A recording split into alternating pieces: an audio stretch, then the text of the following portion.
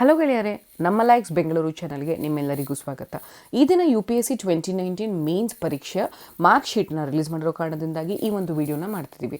ಈ ವಿಡಿಯೋದಲ್ಲಿ 2019 ಮಾರ್ಕ್ ಶೀಟನ್ನು ನೋಡೋದ್ರ ಮುಖಾಂತರ ನಮಗಿರುವಂಥ ಹಲವಾರು ಪ್ರಶ್ನೆಗಳಿಗೆ ಉತ್ತರವನ್ನು ಪಡ್ಕೊಳ್ಳೋಣ. ಅಷ್ಟೇ ಅಲ್ಲದೆ ನಿಮ್ಮ 2020 ಮೇನ್ಸ್ ಎಕ್ಸಾಮಿನೇಷನ್ಗೆ ಯಾವ ರೀತಿ ನೀವು ಪ್ರಿಯಾರಿಟೈಸ್ ಮಾಡಬೇಕು, ಯಾವ ರೀತಿ ಸ್ಟ್ರಾಟಜಿ ಮಾಡೋದ್ರಿಂದ ಹೆಚ್ಚಿನ ಅಂಕಗಳನ್ನು ಪಡ್ಕೊಳ್ಬೋದು ಅಂತ ಕೂಡ ನೋಡೋಣ.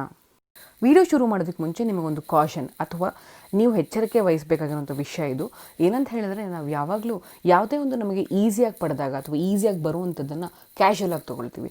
ಅದೇ ರೀತಿ ಎಷ್ಟೊಂದು ಜನ ಏನು ಮಾಡ್ತಾರೆ ಅಂದರೆ, ಕ್ವಾಲಿಫೈಯಿಂಗ್ ಸಬ್ಜೆಕ್ಟ್ಸ್ ಏನಿರುತ್ತೆ ಅದನ್ನು ಕ್ಯಾಶುಯಲ್ ಆಗಿ ತೊಗೊಳ್ತಾರೆ.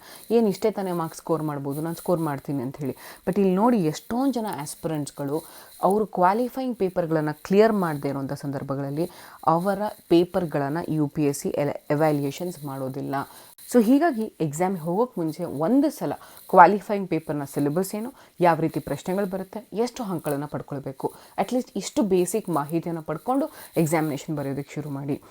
ಮೊದಲನೇದಾಗಿ Pradeep Singh, all India rank 1 ಪಡ್ಕೊಂಡಿರುವಂಥ ಪ್ರದೀಪ್ ಸಿಂಗ್ ಅವರ ಮಾರ್ಕ್ಸ್ಗಳನ್ನು ನೋಡ್ತಿದ್ದೀವಿ. ಸೊ ಅವರು ಎಸ್ಸೆನಲ್ಲಿ 140 ಮಾರ್ಕ್ಸ್ಗಳನ್ನು ಪಡ್ಕೊಂಡಿದ್ದಾರೆ. ನಂತರ ನೀವು ಇಲ್ಲಿ ನೋಡ್ಬೋದು, ಜನರಲ್ ಸ್ಟಡೀಸ್ ಪೇಪರ್ 4 ಅಂದರೆ ಎಥಿಕ್ಸ್ನಲ್ಲಿ ಇದುವರೆಗೂ ಹೈಯೆಸ್ಟ್ ಮಾರ್ಕ್ಸ್ ಅಂತ ಹೇಳ್ತಿದ್ದಾರೆ. ಎಥಿಕ್ಸ್ನಲ್ಲಿ 157 ಮಾರ್ಕ್ಸ್ಗಳನ್ನು ಪಡ್ಕೊಂಡಿದ್ದಾರೆ. ಅಂದರೆ ಅವ್ರ ಎಸ್ಸೆ ಮತ್ತು ಅವ್ರ ಎಥಿಕ್ಸ್ ಸ್ಕೋರ್ಗಳನ್ನು ಆ್ಯಡ್ ಮಾಡಿದ್ರೆ ಆಲ್ಮೋಸ್ಟ್ 297 ಮಾರ್ಕ್ಸ್ ಬರುತ್ತೆ. ಸೊ ನೀವಿಲ್ಲಿ ನೋಡ್ಬೋದು, ಆಪ್ಷನಲ್ ಸ್ಕೋರ್ ನಾವು ಎಷ್ಟು ಮಟ್ಟಿಗೆ ಹೆಚ್ಚಿನ ಎಫರ್ಟ್ಸ್ಗಳನ್ನು ಹಾಕಿ ಆಪ್ಷನಲ್ ಓದ್ತೀವಲ್ಲ, ಆಪ್ಷನಲ್ಲೂ ಆಲ್ಮೋಸ್ಟ್ 300 ಸ್ಕೋರೇ ಬರ್ತಿರೋದು. ಸೊ ಈ 3 ಜನರಲ್ ಸ್ಟಡೀಸ್ ಸಬ್ಜೆಕ್ಟ್ಸ್ ಅಂದರೆ GS 1, 2, 3 ಪೇಪರ್ಸ್ನು ಸೇರಿಸಿದ್ರೆ ಅವರಿಗೆ ಆಲ್ಮೋಸ್ಟ್ 300 ಮಾರ್ಕ್ಸ್ವರೆಗೂ ಬರ್ತಿದೆ. ಬಟ್ ಆದರೆ ಎಸ್ಸೆ ಮತ್ತು ಎಥಿಕ್ಸ್ ಒಂದೇ ಪೇಪರು 297 ಮಾರ್ಕ್ಸ್ ಕೊಡ್ತಿದೆ. ನಿಮಗೆ ಗೊತ್ತಿರೋ ರೀತಿಯಲ್ಲಿ ಎಸ್ಸೆಗೆ ಸ್ಪೆಸಿಫಿಕ್ ಸಿಲೆಬಸ್ ಇಲ್ಲ. ಹೀಗಾಗಿ ಜನರಲ್ ಸ್ಟಡೀಸ್ 1, 2, 3 ಮತ್ತು ಎಥಿಕ್ಸ್ನಲ್ಲಿ ಏನು ನಾಲೆಜನ್ನು ಪಡ್ಕೊಂಡಿರ್ತಾರೆ ಅದೇ ನಾಲೆಜನ್ನು ಎಸ್ಸೆಲ್ಲಿ ಯೂಸ್ ಮಾಡಿಕೊಂಡು ಈಸಿಯಾಗಿ ಸ್ಕೋರ್ ಮಾಡುವಂಥದ್ದು 297 ಮಾರ್ಕ್ಸ್ ಆಗಿದೆ. ಸೊ ಈ ಒಂದು ಇದರಿಂದ ಏನು ಅನಲೈಸ್ ಮಾಡ್ಬೋದು ಅಂತ ಹೇಳಿದ್ರೆ, ಸೊ ನಿಮ್ಮ ಜನರಲ್ ಸ್ಟಡೀಸ್ 1, 2, 3 ಪೇಪರ್ ಹೆಚ್ಚಿನ ಸಮಯವನ್ನು ಇನ್ವೆಸ್ಟ್ ಮಾಡಿ, ಹೆಚ್ಚಿನ ಎಫರ್ಟ್ಸನ್ನು ಹಾಕಿ ಇಡೀ ಡೀಟೇಲ್ ಸಿಲೆಬಸ್ ಹೋದರೂ ಕೂಡ ನೀವು ಸ್ಕೋರ್ ಮಾಡೋಕ್ಕಾಗೋದು 300 ಮಾರ್ಕ್ಸು. ಆದರೆ ನೀವು ಎಸ್ಸೆ, ಎಥಿಕ್ಸ್ ಮತ್ತು ಆಪ್ಷನಲ್ ಮುಖಾಂತರ ಆರಾಮ್ಸೆ 600 ಮಾರ್ಕ್ಸ್ಗಳನ್ನು ಪಡ್ಕೊಳ್ಬೋದು. ಸೊ ಹೀಗಾಗಿ ನಾವೇನು ಹೇಳ್ತೀವಿ ಅಂತ ಹೇಳಿದ್ರೆ, UPSCಯಲ್ಲಿ ಗೇಮ್ ಚೇಂಜರ್ ಅಂತ ಕರೆಯುವಂತಹ 3 ಪೇಪರ್ಗಳು ಇವತ್ತಿಗೂ ಕೂಡ ಈ ಒಂದು ಮಾರ್ಕ್ಸ್ ಶೀಟ್ನ ಮುಖಾಂತರ ಪ್ರೂವ್ ಆಗಿದೆ ಅಂತ ಹೇಳ್ಬೋದು. ಮೊದಲನೇದಾಗಿ ಎಸ್ಸೆ, ಎರಡನೇದಾಗಿ ಎಥಿಕ್ಸ್, ಮೂರನೇದಾಗಿ ಆಪ್ಷನಲ್ ಸಬ್ಜೆಕ್ಟ್ಸ್. ಸೊ ಯಾರೇ ಒಬ್ಬ ಆಸ್ಪಿರೆಂಟ್ ಲಿಸ್ಟಲ್ಲಿ ಇದಾನ ಇಲ್ವಾ ಅನ್ನೋದು ಡಿಟರ್ಮೈನ್ ಮಾಡೋದು ಈ 3 ಸಬ್ಜೆಕ್ಟ್ಸ್ಗಳು. ಅಷ್ಟೇ ಅಲ್ಲದೆ ಲಿಸ್ಟಲ್ಲಿ ಟಾಪ್ ರ್ಯಾಂಕಲ್ಲಿದ್ದಾನ ಅಥವಾ ಬಾಟಮ್ ರ್ಯಾಂಕಲ್ಲಿದ್ದಾನ ಅಂತ ಡಿಸೈಡ್ ಮಾಡೋದು ಕೂಡ ಈ 3 ಸಬ್ಜೆಕ್ಟ್ಸ್ಗಳು. ಸೊ ಹೀಗಾಗಿ ನಿಮ್ಮ ಮೇನ್ಸ್ ಪ್ರಿಪ್ರೇಷನಲ್ಲಿ ಹೆಚ್ಚಿನ ಸಮಯವನ್ನು ಎಸ್ಸೆ, ಎಥಿಕ್ಸ್ ಮತ್ತು ಆಪ್ಷನಲ್ಲಿ ಕೊಡೋದ್ರಿಂದ ಆಟೋಮ್ಯಾಟಿಕ್ಲಿ ನಿಮ್ಮ ಸ್ಕೋರ್ನ ಬೂಸ್ಟ್ ಮಾಡ್ಕೊಳ್ಬೋದು. ಅಷ್ಟೇ ಅಲ್ಲದೆ ನಿಮಗೆ ಇಂಟರ್ವ್ಯೂನಲ್ಲಿ ಕಡಿಮೆ ಮಾರ್ಕ್ಸ್ ಬಂದಿದ್ದರೂ ಕೂಡ ನೀವು ಟಾಪ್ ರ್ಯಾಂಕರ್ ಆಗ್ಬೋದು ಅನ್ನೋದಕ್ಕೆ ಒಂದು ಪ್ರೂಫ್ ಇದಾಗಿದೆ. ಯಾಕಂದರೆ ಜಯದೇವ್ ಆಗಿರ್ಬೋದು, ಪ್ರಿಯಾಂಕಾ ಆಗಿರ್ಬೋದು, ಇವರೆಲ್ಲರೂ ಇಂಟರ್ವ್ಯೂಲಿ ತುಂಬ ಎಕ್ಸೆಪ್ಷನಲ್ ಮಾರ್ಕ್ಸ್ನ ಪಡ್ಕೊಂಡ್ರು ಕೂಡ ಮೇನ್ಸ್ನಲ್ಲಿ ಪ್ರದೀಪ್ ಸಿಂಗ್ ಅವ್ರದ್ದು ಜಾಸ್ತಿ ಮಾರ್ಕ್ಸ್ ಆಗಿದ್ದ ಕಾರಣದಿಂದಾಗಿ ಸೊ ಅವರು UPSCಯಲ್ಲಿ ಟಾಪ್ ರ್ಯಾಂಕನ್ನು ಪಡ್ಕೊಂಡಿದ್ದಾರೆ. ಸೊ ಇದ್ರ ಮುಖಾಂತರ ನಾನು ಏನು ಹೇಳಕ್ಕೆ ಟ್ರೈ ಮಾಡ್ತಿದ್ದೀನಿ ಅಂತ ಹೇಳಿದ್ರೆ, ಮೊದಲನೇದಾಗಿ ನಿಮ್ಮ ಫೋಕಸ್ ಎಸ್ಸೆ, ಎಥಿಕ್ಸ್ ಮತ್ತು ಆಪ್ಷನಲ್ಸ್ ಮೇಲೆ ಇರಬೇಕು. ಎರಡನೇದಾಗಿ ನೀವು ಯಾವಾಗಲೂ ಮೇನ್ಸ್ ಎಕ್ಸಾಮಿನೇಷನಲ್ಲಿ ತುಂಬ ಚೆನ್ನಾಗಿ ಪರ್ಫಾರ್ಮ್ ಮಾಡಬೇಕು. ಸೊ ಇಂಟರ್ವ್ಯೂ ಅನ್ನೋದು ನಿಮ್ಮ ಕೈಲಿ ಇಲ್ಲ, ಅದು ಅವತ್ತಿನ ದಿನ ಆ ಒಂದು ಕ್ಷಣದಲ್ಲಿ ಆಗುವಂಥದ್ದು. ಸೊ ಅದಕ್ಕಿಂತ ಜಾಸ್ತಿ ಮೇನ್ಸ್ ಪ್ರಿಪ್ರೇಷನ್ ಮೇಲೆ ಎಂಫಸಿಸ್ ಮಾಡಿ ಮೇನ್ಸ್ ಟೆಸ್ಟ್ ಸೀರೀಸ್ನ ಬರೀರಿ, ಹೆಚ್ಚಿನ ಅಂಕಗಳನ್ನು ಮೇನ್ಸಲ್ಲಿ ಪಡ್ಕೊಳ್ಳಿ. ಎರಡನೇದಾಗಿ ನಾವಿಲ್ಲಿ ಜಯದೇವ್, ಯಾರು ಆಲ್ ಇಂಡಿಯಾ ರ್ಯಾಂಕ್ 5th ರ್ಯಾಂಕನ್ನು ಪಡ್ಕೊಂಡಿದ್ದಾರೆ, ಅವ್ರ ಮಾರ್ಕ್ಸನ್ನು ನೋಡ್ತಿದ್ದೀವಿ. ಸೊ ಅವ್ರಿಗೂ ಕೂಡ ಎಸ್ಸೆನಲ್ಲಿ 141 ಬಂದಿದೆ ಮತ್ತು ಎಥಿಕ್ಸ್ನಲ್ಲಿ 138 ಮಾರ್ಕ್ಸ್ ಬರ್ತಿದೆ. ಸೊ ಈ ಸಲ ಎಸ್ಸೆ ಮತ್ತು ಎಥಿಕ್ಸ್ ತುಂಬ ಚೆನ್ನಾಗಿ ಪರ್ಫಾರ್ಮ್ ಆಗಿದೆ ಅಂತಲೇ ಹೇಳ್ಬೋದು. ಮತ್ತು ನೀವು GS ಮಾರ್ಕ್ಸ್ ನೋಡಿದ್ರೆ ಇಲ್ಲಿ ನೋಡ್ಬೋದು, ಏನಿಲ್ಲ ಅಂತ ಹೇಳಿದ್ರು ಸುಮಾರು 300 ಮಾರ್ಕ್ಸ್ವರೆಗೆ ಅಷ್ಟೇ GS ಬರ್ತಿದೆ. ಮುಂದುವರೆದು ಅವ್ರ ಆಪ್ಷನಲ್ ಮಾರ್ಕ್ಸಲ್ಲಿ ಕಡಿಮೆ ಆಗಿದ್ರು ಕೂಡ ಅವ್ರ ಪರ್ಸ್ನಾಲಿಟಿ ಟೆಸ್ಟಲ್ಲಿ ತುಂಬ ಒಳ್ಳೆ ಮಾರ್ಕ್ಸನ್ನು ಪಡೆದಿದ್ದಾರೆ. ಅಂದರೆ 206 ಮಾರ್ಕ್ಸನ್ನು ಪಡ್ಕೊಂಡಿರೋ ಕಾರಣದಿಂದಾಗಿ ಇವರಿಗೆ 5th ರ್ಯಾಂಕ್ ಬರ್ತಿದೆ. ಮುಂದಿನ ರ್ಯಾಂಕ್ ಬಂದು ಆಲ್ ಇಂಡಿಯಾ ರ್ಯಾಂಕ್ 15 ಪಡ್ಕೊಂಡಿರುವಂತಹ ಭೋಸ್ಲೆ ನೇಹಾ ಪ್ರಕಾಶ್ ಅವರು. ಸೊ ಇವರು ಕೂಡ ಎಸ್ಸೆ ಮತ್ತು ಎಥಿಕ್ಸ್ ಪೇಪರ್ನಲ್ಲಿ ತುಂಬ ಚೆನ್ನಾಗಿ ಪರ್ಫಾರ್ಮ್ ಮಾಡಿದ್ದಾರೆ.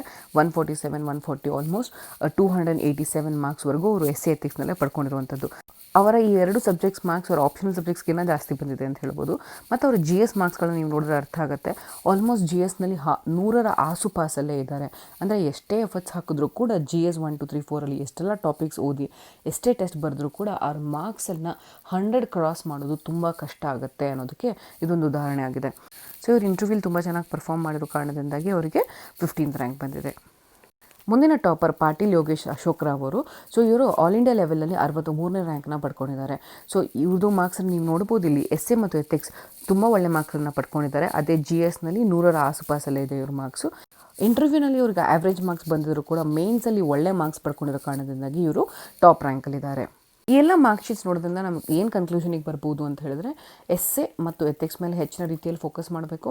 ಅಷ್ಟೇ ಅಲ್ಲದೆ ನಾವು ಮೇನ್ಸ್ ಎಕ್ಸಾಮಿನೇಷನಲ್ಲೇ ಸಾಧ್ಯವಾದಷ್ಟು ಮಾರ್ಕ್ಸ್ಗಳನ್ನು ಪಡ್ಕೊಳ್ಬೇಕು. ಆವಾಗ ಇಂಟರ್ವ್ಯೂ ಮಾರ್ಕ್ಸ್ ನಮಗೆ ವೇರಿಯಬಲ್ ಆಗಿ ಉಳ್ಕೊಂಡು ಮೇನ್ಸ್ ಮುಖಾಂತರ ನಾವು ಟಾಪ್ ರ್ಯಾಂಕ್ಸ್ಗಳನ್ನು ಪಡ್ಕೊಳ್ಬೋದು. ಮುಂದುವರೆದು ಕೆಲವೊಂದು ಅನಾಲಿಸಿಸ್ ನೋಡೋಣ. ಅನಾಲಿಸಿಸ್ ನೋಡೋಕ್ಕೆ ಮುಂಚೆ ನಿಮಗೊಂದು ಮಾಹಿತಿ ಏನಂತ ಹೇಳಿದ್ರೆ, ಈ ಒಂದು ಅನಾಲಿಸಿಸ್ನ ನಾವು UPSC 2019 ಇಂಟರ್ವ್ಯೂ ಚಾನಲ್ನ ಮುಖಾಂತರ ಪಡ್ಕೊಂಡಿದ್ದೀವಿ. ಸೊ ಅವರು ಮಾರ್ಕ್ ಶೀಟ್ ಬಂದ ನಂತರ ಒಂದು ಅನಾಲಿಸಿಸ್ನ ಮಾಡಿದರು. ಸೊ ಆ ಒಂದು ಸರ್ವೆಯ ಪ್ರಕಾರ ಸುಮಾರು 200 ಜನ ಕ್ಲಿಯರ್ ಆಗಿರುವಂಥ ವಿದ್ಯಾರ್ಥಿಗಳು ಇದರಲ್ಲಿ ಆನ್ಸರ್ ಮಾಡಿದ್ದಾರೆ. ಆ ಒಂದು ಅನಾಲಿಸಿಸ್ನ ಮೇಲೆ ನಾವು ಈ ಒಂದು ವಿಡಿಯೋನ ಮಾಡ್ತಿದ್ದೀವಿ. ಮೊದಲನೇದಾಗಿ ನಂಬರ್ ಆಫ್ ಅಟೆಂಪ್ಟ್ಸ್ನ ನೋಡ್ತಿದ್ದೀವಿ. ಸೊ ಅಂತ ಹೇಳಿದ್ರೆ ಸೀನಿಯರ್ಸ್ ಜಾಸ್ತಿ ಎಕ್ಸಾಮ್ಸ್ನ ಕ್ಲಿಯರ್ ಮಾಡ್ತೀರಾ, ಫ್ರೆಷರ್ಸ್ ಕ್ಲಿಯರ್ ಮಾಡ್ತೀರಾ ಅಂತ ಹೇಳಿ. ಸೊ ಈ ಅನಾಲಿಸಿಸ್ ಪ್ರಕಾರ ಹೇಳಬೇಕಂತ ಹೇಳಿದ್ರೆ ಫ್ರೆಷರ್ಸ್ ಮತ್ತು ಮೀಡಿಯನ್ ಅಟೆಂಪ್ಟ್ಸ್ ಇರುವಂಥವ್ರು ಜಾಸ್ತಿ ಕ್ಲಿಯರ್ ಮಾಡ್ತಿದ್ದಾರೆ ಕಂಪೇರ್ ಟು ಸೀನಿಯರ್ಸ್ ಅಂತ ಹೇಳ್ಬೋದು. ಸೊ ಇಲ್ಲಿ ನೀವು ನೋಡಿ, ಸೊ ಫಸ್ಟ್ ಅಟೆಂಪ್ಟ್ ಇರೋರು ಆಲ್ಮೋಸ್ಟ್ 16% ಇದ್ದಾರೆ, ಸೆಕೆಂಡ್ ಅಟೆಂಪ್ಟ್ಸ್ ಇರೋರು ಆಲ್ಮೋಸ್ಟ್ 16% ಇದ್ದಾರೆ, ಥರ್ಡ್ ಅಟೆಂಪ್ಟ್ 25.3% ಜನ ಇದ್ದಾರೆ. ಸೊ 4ನೇ ಅಟೆಂಪ್ಟಲ್ಲಿ 17.3%. ಸೊ 5, 6, 7ನೇ ಅಟೆಂಪ್ಟ್ ಸಂಖ್ಯೆ ಕ್ಲಿಯರ್ ಆಗ್ತಿರುವಂಥ ಚಾನ್ಸಸ್ ತುಂಬ ಕಡಿಮೆ ಆಗಿದೆ ಅಂತ ಹೇಳ್ಬೋದು. ಸೊ ಹೀಗಾಗಿ ಈಗಿನ UPSC ಟ್ರೆಂಡ್ನ ಪ್ರಕಾರ ಸೊ ಮೊದಲನೇ ಅಟೆಂಪ್ಟ್, 2ನೇ ಅಟೆಂಪ್ಟ್, 3ನೇ ಅಟೆಂಪ್ಟ್ ಮತ್ತು 4ನೇ ಅಟೆಂಪ್ಟಲ್ಲಿ ಕ್ಲಿಯರ್ ಆಗುವಂಥ ಚಾನ್ಸಸ್ ಜಾಸ್ತಿ ಇದೆ. ಅದರಲ್ಲೂ 1 ಮತ್ತು 2ನೇ ಅಟೆಂಪ್ಟಲ್ಲಿ ಹೆಚ್ಚಿನ ಜನರು ರ್ಯಾಂಕ್ಗಳನ್ನು ಪಡ್ಕೊಳ್ತಿದ್ದಾರೆ. ಫ್ರೆಷರ್ಸ್ ಕ್ಲಿಯರ್ ಮಾಡ್ತಿದ್ದಾರೆ, ಸೀನಿಯರ್ಸ್ ಕ್ಲಿಯರ್ ಮಾಡ್ತಿಲ್ಲ. ಯಾಕೆ? ಫ್ರೆಷರ್ಸಿಗೆ ಹೆಚ್ಚಿನ ನಾಲೆಜ್ ಇದೆ, ಸೀನಿಯರ್ಸ್ ಹೆಚ್ಚಿನ ನಾಲೆಜ್ ಇದೆ.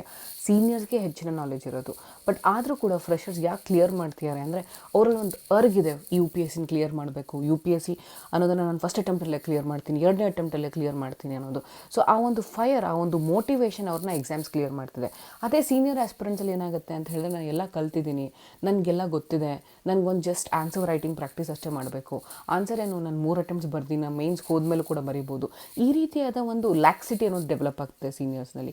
ಸೊ ಹೀಗಾಗಿ ನಾನು ಎಲ್ಲ ಸೀನಿಯರ್ಸಲ್ಲಿ ರಿಕ್ವೆಸ್ಟ್ ಮಾಡ್ಕೊಳ್ಳೋದೇನಂತ ಹೇಳಿದ್ರೆ, ಯಾವಾಗಲೂ ನಾವು ನಮ್ಮ ಸ್ಟ್ರೆಂತ್ ಏನು, ನಮ್ಮ ವೀಕ್ನೆಸ್ ಏನು ಅಂತ ಅನಲೈಸ್ ಮಾಡಿಕೊಂಡು ಅದ್ರ ಪ್ರಕಾರ ನಮಗೆ ಕ್ಲಿಯರ್ ಮಾಡಬೇಕಾಗಿರುವಂಥ ಈ ಎಕ್ಸಾಮ್ಸ್ನಲ್ಲಿ ನಾನು ಯಾವ ಹಂತದಲ್ಲಿದ್ದೀನಿ, ನನ್ನ ಕರೆಂಟ್ ಸ್ಟೇಟಸ್ ಏನು ಅಂತ ಅನಲೈಸ್ ಮಾಡ್ಕೊಳ್ಳೋ ಮುಖಾಂತರ ನಾವು ಯಾವ ರೀತಿ ನಮಗಿರುವಂಥ ತೊಂದರೆಗಳನ್ನು ಓವರ್ಕಮ್ ಮಾಡಬೇಕು. ಅದಕ್ಕೋಸ್ಕರ ಕೆಲವು ಮೆಂಟರ್ಸ್ನ ಮೀಟ್ ಮಾಡಿ, ಎವ್ಯಾಲ್ಯೂಯೇಟರ್ಸ್ನ ಮೀಟ್ ಮಾಡಿ ಅಥವಾ ಫ್ಯಾಕಲ್ಟಿಗಳನ್ನ ಮೀಟ್ ಮಾಡಿ ನೀವು ಎಲ್ಲಿ ಮಿಸ್ ಆಗ್ತೀರಾ ಅಂತ ಐಡೆಂಟಿಫೈ ಮಾಡಿಕೊಂಡು ಮುಂದಿನ ಅಟೆಂಪ್ಟ್ಸ್ಗಳಲ್ಲಿ ಅದನ್ನು ಕರೆಕ್ಟ್ ಮಾಡ್ಕೊಳ್ಳೋದಕ್ಕೆ ಪ್ರಯತ್ನ ಪಡಿ.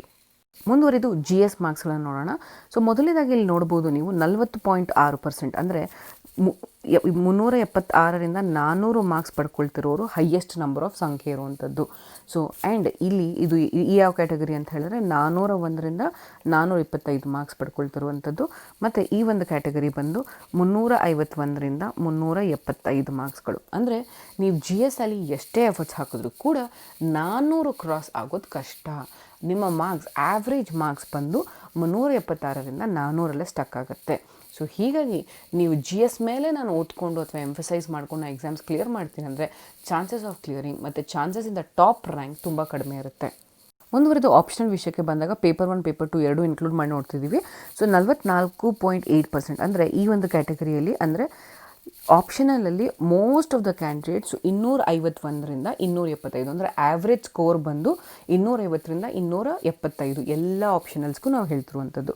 ನಂತರ ನೀವಿಲ್ಲಿ ನೋಡ್ಬೋದು 35% 226ರಿಂದ 250, ಅಂದರೆ ನೀವು ಆಪ್ಷನಲಲ್ಲಿ ಮ್ಯಾಕ್ಸಿಮಮ್ ಸ್ಕೋರ್ ಮಾಡ್ಕೊಳ್ಳೋಂಥ ಸಾಧ್ಯತೆ ಇರೋದು 275 ಮಾರ್ಕ್ಸ್ ಅಂತ ಹೇಳಿ ಇಲ್ಲಿ ನೀವು ನೋಡ್ಬೋದು. ಮುಂದುವರೆದು ಆಪ್ಷನಲ್ ಸಬ್ಜೆಕ್ಟ್ಸಲ್ಲಿ ಯಾವೊಂದು ಆಪ್ಷನಲ್ಗೆ ಹೆಚ್ಚಿನ ಮಾರ್ಕ್ಸ್ ಬರ್ತಿದೆ ಅಂತ ಹೇಳಿದ್ರೆ ನೀವು ಇಲ್ಲಿ ನೋಡ್ಬೋದು. ಮೊದಲನೇದಾಗಿ ಪೊಲಿಟಿಕಲ್ ಸೈನ್ಸ್ ಆಪ್ಷನಲ್ ಸಬ್ಜೆಕ್ಟ್ ಏನಿದೆ ಅದಕ್ಕೆ ಹೈಯೆಸ್ಟ್ ನಂಬರ್ ಆಫ್ ಮಾರ್ಕ್ಸ್ಗಳು ಬರ್ತಿರುವಂಥದ್ದು. ಎರಡನೇದಾಗಿ ಆಂಥ್ರೋಪಾಲಜಿ ಆಪ್ಷನಲ್ಗೆ 17% ಮಾರ್ಕ್ಸ್ ಬರ್ತಿದೆ. ಸೊ ಮುಂದುವರೆದು 12.6 ಮಾರ್ಕ್ಸ್ ಅಗ್ರಿಕಲ್ಚರ್ ಆಪ್ಷನಲ್, ಅಂದರೆ ಈಗ ಇಂಡಿಯನ್ ಫಾರೆಸ್ಟ್ ಸರ್ವಿಸ್ ಕೂಡ ಮರ್ಜ್ ಆಗಿರೋ ಕಾರಣದಿಂದಾಗಿ ಅಗ್ರಿಕಲ್ಚರ್ ಆಪ್ಷನಲ್ನ ಇಂಡಿಯನ್ ಸಿವಿಲ್ ಸರ್ವಿಸ್ ಮತ್ತು ಫಾರೆಸ್ಟ್ ಸರ್ವಿಸ್ ಎರಡಕ್ಕೂ ತೊಗೊಳ್ತಾರೆ. ಸೊ ಹೀಗಾಗಿ ಥರ್ಡ್ ಹೈಯೆಸ್ಟ್ ಮಾರ್ಕ್ಸು ಅಗ್ರಿಕಲ್ಚರ್ ಆಪ್ಷನಲ್ಗೆ ಬರ್ತಿರುವಂಥದ್ದು. ಸೊ ಮುಂದುವರೆದು 7.7% ಪಬ್ಲಿಕ್ ಅಡ್ಮಿನಿಸ್ಟ್ರೇಷನ್ ಇದೆ, 8.8% ಸೋಷಿಯಾಲಜಿ ಇದೆ. ಸೊ ಟ್ರೆಂಡಿಂಗಲ್ಲಿ ಟಾಪ್ ಮೋಸ್ಟ್ ಸಬ್ಜೆಕ್ಟ್ಸ್ ಅಂತ ಹೇಳ್ಬೋದು ಅಂತ ಹೇಳಿದ್ರೆ ಮೊದಲನೇದಾಗಿ ಪೊಲಿಟಿಕಲ್ ಸೈನ್ಸ್, ಎರಡನೇದಾಗಿ ಆಂಥ್ರೋಪಾಲಜಿ, ಮೂರನೇದಾಗಿ ಅಗ್ರಿಕಲ್ಚರ್. ಅದರಲ್ಲಿ ಜ್ಞಾಪಕ ಇಟ್ಕೊಳ್ಬೇಕಾಗಿರೋ ವಿಷಯ ಏನಂತ ಹೇಳಿದ್ರೆ ಬರೀ 182 ಜನ ಮಾತ್ರ ರೆಸ್ಪಾನ್ಸ್ ಕೊಟ್ಟಿರುವಂಥದ್ದು ಈ ವಿಷಯಕ್ಕೆ ಸಂಬಂಧಪಟ್ಟಂತೆ. ಸೊ ಹೀಗಾಗಿ ಇದೊಂದು ಮಾಹಿತಿಯ ಸಂಪೂರ್ಣವಾದ ಮಾಹಿತಿ ಅಂತ ಹೇಳೋಕ್ಕಾಗಲ್ಲ, ಆದರೆ ಇದೊಂದು ಜನರಲ್ ಓವರ್ವ್ಯೂ ಅಂತೂ ನಮಗೆ ಕೊಡುತ್ತೆ. ಮುಂದುವರೆದು ಎಸ್ ಎ ಮಾರ್ಕ್ಸ್ಗೆ ಸಂಬಂಧಪಟ್ಟಂತೆ ನೋಡಿದಾಗ ಸೊ ನಿಮಗೆಲ್ಲ ಅರ್ಥ ಆಗುತ್ತೆ 107ವರೆಗೂ ಆ್ಯಾವ್ರೇಜ್ ಮಾರ್ಕ್ಸ್ ಶುರುವಾಗುವಂಥದ್ದು, ಮ್ಯಾಕ್ಸಿಮಮ್ ಮಾರ್ಕ್ಸ್ 148ವರೆಗೂ ಕೊಡ್ತಿದ್ದಾರೆ. ಸೊ ಅದರಲ್ಲೂ ಹೆಚ್ಚಿನ ಸಂಖ್ಯೆಯಲ್ಲಿ ಜನಗಳಿರುವಂಥದ್ದು ಈ 125ರಿಂದ 141ವರೆಗೂ. ಅಂದರೆ ಆ್ಯಾವ್ರೇಜ್ ಮಾರ್ಕ್ಸ್ ಎಸ್ ಎಲ್ ನೀವು ಬಂದಾಗ ಸೊ ಈ ಬ್ಯಾಂಡಲ್ಲಿ ಬರ್ಬೋದು ಅಂತ ಹೇಳ್ಬೋದು. ಮುಂದುವರೆದು ಇಂಟರ್ವ್ಯೂ ಅಲ್ಲಿ ಎಷ್ಟು ಮಾರ್ಕ್ಸ್ ಕೊಡ್ತೀರಿ ಅಂತ ನೋಡೋಕೆ ಬಂದಾಗ so highest number of marks ಬರ್ತಿರುವಂಥದ್ದು ಅಂದರೆ ರೇಂಜ್ ಯಾವುದು ಅಂತ ಹೇಳಿದ್ರೆ 161ರಿಂದ 175. ಅಂದರೆ ಹೆಚ್ಚಿನ ಜನರು ಇಂಟರ್ವ್ಯೂ ಹೋಗ್ತಿರುವಂಥವ್ರು ಪಡ್ಕೊಳ್ತಿರುವಂಥದ್ದು 160ರಿಂದ 175 ಮಾರ್ಕ್ಸ್ವರೆಗೂ. ನಂತರದಲ್ಲಿ ಈ ಒಂದು ಕ್ಯಾಟಗರಿಯಲ್ಲಿ 141ರಿಂದ 160 ಮಾರ್ಕ್ಸ್ಗಳನ್ನು ಪಡ್ಕೊಳ್ತಾರೆ. ಸೊ ಮುಂದುವರೆದು ಈ ಕ್ಯಾಟಗರಿಲಿರುವಂಥವರು 176ರಿಂದ 190 ಮಾರ್ಕ್ಸನ್ನು ಪಡ್ಕೊಳ್ತಿದ್ದಾರೆ. So highest marks on on average ನೀವು ಪಡ್ಕೊಳ್ತಿರುವಂಥದ್ದು ಸೊ 190 ಆಗಿರುತ್ತೆ. ಮತ್ತು average on on average basis ಮೇಲೆ ನೋಡಬೇಕಂತ ಹೇಳಿದ್ರೆ ಹೆಚ್ಚಿನ ವಿದ್ಯಾರ್ಥಿಗಳು 161ರಿಂದ 175 ಮಾರ್ಕ್ಸ್ಗಳನ್ನು ಪಡ್ಕೊಳ್ತಿದ್ದಾರೆ. ಮುಂದುವರಿದು ಇಂಟರ್ವ್ಯೂ ಬೋರ್ಡ್ಸ್ಗಳು ಯಾವ ರೀತಿ ಮಾರ್ಕ್ಸ್ ಕೊಡುತ್ತೆ ಅಂತ ನೋಡೋಣ. ಸೊ ನಾವು ಯಾವಾಗಲೂ ಹೇಳ್ತೀವಿ ಇಂಟರ್ವ್ಯೂ ಅನ್ನೋದು ಆ ದಿನದ ಫ್ಯಾಕ್ಟರ್ಸ್ಗಳು ಅಂತ ಹೇಳ್ಬಿಟ್ಟು.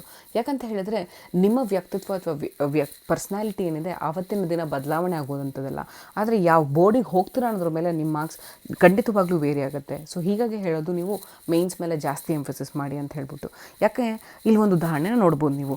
ಸೊ ಯಾವುದೇ ಒಬ್ಬ ವ್ಯಕ್ತಿ TC ಅನಂತ್ ಅವರ ಬೋರ್ಡಿಗೆ ಹೋದಾಗ ಆಟೋಮೆಟಿಕ್ಲಿ ಅವನಿಗೆ ಒಳ್ಳೆ ಮಾರ್ಕ್ಸ್ ಬರ್ತಿದೆ. ಮತ್ತು ಅವನು ಏನಾದರೂ ಏರ್ ಮಾರ್ಷಲ್ ಬೋನ್ಸ್ಲೆ ಅವರ ಬೋರ್ಡಿಗೆ ಹೋದಾಗ ಅವನಿಗೆ ಜಾಸ್ತಿ ಮಾರ್ಕ್ಸ್ ಬರುತ್ತೆ. ಅಥವಾ ಸುಜಾತಾ ಮೆಹ್ತಾ ಬೋರ್ಡ್ಗೋ ಅಥವಾ ಭಾರತ್ ಭೂಷಣ್ ಅವ್ರ ಬೋರ್ಡಿಗೆ ಹೋದಾಗಲೂ ಅವರಿಗೆಲ್ಲ ಒಳ್ಳೆ ಮಾರ್ಕ್ಸ್ ಬರ್ತಿದೆ. ಬೈ ಮಿಸ್ಟೇಕ್ ಅವರಿಗೇನಾದರೂ ಅವರ ಲಕ್ ಫೇವರಬಲ್ ಆಗದೇ ಇದ್ದಾಗ ಅಂಥ ಸಂದರ್ಭಗಳಲ್ಲಿ ರಾಜೀವ್ ನಯನ್ ಅವ್ರ ಬೋರ್ಡ್ಸಿಗೆ ಹೋದಾಗಲೂ ಅಥವಾ ಡೇವಿಡ್ ಅವ್ರ ಬೋರ್ಡಿಗೆ ಹೋದಾಗ, ಮನೋಜ್ ಸೋನಿ ಅವ್ರ ಬೋರ್ಡಿಗೆ ಹೋದಾಗ ಅವರಿಗೆ ಕಡಿಮೆ ಅಂಕಗಳು ಬರುವಂಥ ಚಾನ್ಸಸ್ ಜಾಸ್ತಿ ಇದೆ.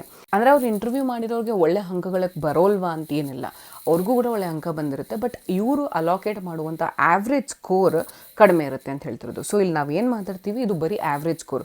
So even Manoj Soni board ಆಗಿರ್ಬೋದು, ಅವರು ಕೂಡ 206 ಕೊಟ್ಟಿರ್ಬೋದು ಅಥವಾ 190 ಕೊಟ್ಟಿರ್ಬೋದು. ಬಟ್ ಅದು ಎಕ್ಸೆಪ್ಷನಲ್ ಕೇಸಸಲ್ಲಿ ಆನ್ ಆನ್ ಆ್ಯಾವ್ರೇಜ್ ಮಾರ್ಕ್ಸ್ಗಳನ್ನು ಮಾತ್ರ ಗಮನದಲ್ಲಿಟ್ಕೊಂಡು ನಾವು ಈ ವಿಷಯವನ್ನು ಹೇಳ್ತಿದ್ದೀವಿ. ಸೊ ಈ ಒಂದು ಅನಾಲಿಸಿಸ್ನ ಇಟ್ಕೊಂಡು ನೀವು ಮೇನ್ಸ್ 2020 ಓದುವಂಥ ಸಂದರ್ಭಗಳಲ್ಲಿ ಹೆಚ್ಚಿನ ರೀತಿಯಲ್ಲಿ ಮೇನ್ಸಿಗೆ ಎಂಫಸೈಸ್ ಮಾಡಿ, ಅದರಲ್ಲೂ ಮೇನ್ಸ್ನಲ್ಲಿ ನೀವು ಎಸ್ಸೆ ಎಥಿಕ್ಸ್ ಪೇಪರ್ಗಳ ಜೊತೆಗೆ ಆಪ್ಷನಲ್ ಪೇಪರ್ಸಿಗೆ ಎಂಫಸೈಸ್ ಮಾಡಿ. ಇದನ್ನು ಒಂದು ಬ್ಯಾಲೆನ್ಸಲ್ಲಿ ತೆಗೆದುಕೊಂಡು ಹೋಗಿ ಅದ್ರ ಜೊತೆಗೆ GS 1, 2, 3 ಮಾಡ್ಕೊಳ್ಳೋದಕ್ಕೆ ಪ್ರಯತ್ನವನ್ನು ಪಡಿ. ಆಲ್ ಓವರ್ ಇಂಡಿಯಾ ಸೆಲೆಕ್ಟ್ ಆಗುವಂಥ ಪ್ರತಿಯೊಂದು ಅಭ್ಯರ್ಥಿಗೂ ಒಳ್ಳೆ IQನೇ ಇರುತ್ತೆ, ಒಳ್ಳೆ ನಾಲೆಜ್ ಕೂಡ ಇರುತ್ತೆ. ಸೊ ಇಂಥ ಸಂದರ್ಭಗಳಲ್ಲಿ ನಿಮಗೆ ಡಿಫ್ರೆನ್ಸ್ ಆಗೋದು 1 ಎಕ್ಸ್ಟ್ರಾ ಮಾರ್ಕ್ ಅಷ್ಟೇ. ಸೊ ಹೀಗಾಗಿ ನಾವು ನಿಮಗೋಸ್ಕರ how to get that 1 extra mark ಅಥವಾ 1 ಎಕ್ಸ್ಟ್ರಾ ಮಾರ್ಕ್ ಅಂತ ಹೇಳಿ ಒಂದು ವಿಡಿಯೋ ಸೀರೀಸ್ನ ಮಾಡ್ತೀವಿ. ಈ ಸೀರೀಸ್ನ ಮುಖಾಂತರ ನೀವು ಬರೆಯುವಂಥ ಪ್ರತಿಯೊಂದು ಆನ್ಸರಲ್ಲೂ ಹೆಚ್ಚಿನ ರೀತಿಯಲ್ಲಿ ಮಾರ್ಕ್ಸ್ಗಳನ್ನು ಯಾವ ರೀತಿ ಪಡ್ಕೊಳ್ಬೋದು, ಅದರಿಂದ ಯಾವ ರೀತಿ ನೀವು UPSC ಟಾಪರ್ ಆಗಿರ್ಬೋದು ಅಂತ ಕೂಡ ನಾವು ಈ ವಿಡಿಯೋ ಸೀರೀಸ್ನಲ್ಲಿ ನಿಮಗೆ ಎಕ್ಸ್ಪ್ಲೇನ್ ಮಾಡ್ತೀವಿ. All the best. ನಾನು ಈ ವಿಡಿಯೋ ನಿಮಗೆ ಅನುಕೂಲವಾಗಿದೆ ಅಂತ ಅಂದ್ಕೊಂಡಿದ್ದೀನಿ.